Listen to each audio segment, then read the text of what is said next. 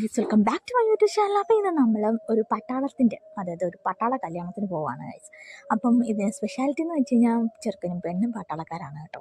അപ്പോൾ ദീർഷിക്കുട്ടിന് ഞാൻ റെഡി ആയിട്ടുണ്ട്. അപ്പം നമ്മൾ നേരെ പോവാണ്. എൻ്റെ കൂടെ അമ്മയും വരുന്നുണ്ട്. അമ്മയും വല്യളിയൻ എന്ന് പറയുമ്പോൾ ആരവാണ് കേട്ടോ. ആരവുമായിട്ടാണ് പോകുന്നത്. പിന്നെ നമ്മൾ സാരവിനെയും നാത്തൂനെയും കൂടി അവരുടെ വീട്ടിലാക്കിയിട്ടാണ് കേട്ടോ പോകുന്നത്. അപ്പോൾ കുറേ നാൾക്ക് ശേഷമാണ് കേട്ടോ അളിയന്മാർ വീണ്ടും ഒരു ഓട്ടോ സവാരിക്ക് ഇറങ്ങിയിരിക്കുകയാണ് കേട്ടോ. അപ്പം നമ്മുടെ കൊച്ചച്ഛൻ്റെ ഓട്ടോയിൽ തന്നെയാണ് പോകുന്നത്. ഞാൻ എൻ്റെ വീട്ടിൽ ചെന്നിട്ട് അവിടുന്ന് അനിയത്തിയും സാനിമോളും ഒക്കെ ആയിട്ടാണ് കേട്ടോ പോകുന്നത്. അപ്പം മുറിശിമോനെയൊക്കെ മാറി മാറി എടുക്കാമല്ലോ. അപ്പം നമ്മുടെ വീടിൻ്റെ തൊട്ടടുത്ത് തന്നെയാണ് കേട്ടോ വിജയമാമൻ്റെ വീട്.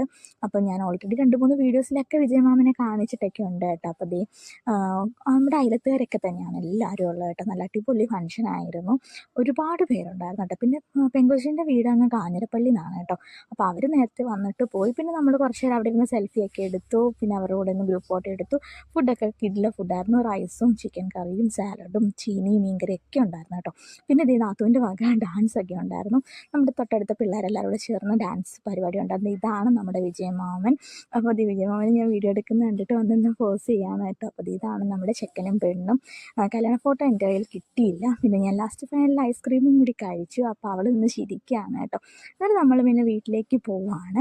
അപ്പം ഇതായിരുന്നു ഇന്നത്തെ ദിവസം. അടിപൊളി ഈവനിങ് ആയിരുന്നു കേട്ടോ. അപ്പം നമ്മുടെ തന്നെ അയലത്തുകാരൊക്കെയാണ്. ഒരുപാട് നാൾക്ക് ശേഷം ഒരുപാട് പേരെ കണ്ടു. അപ്പോൾ ഇത്രയൊക്കെയുള്ള ഗൈസ്. ബൈ.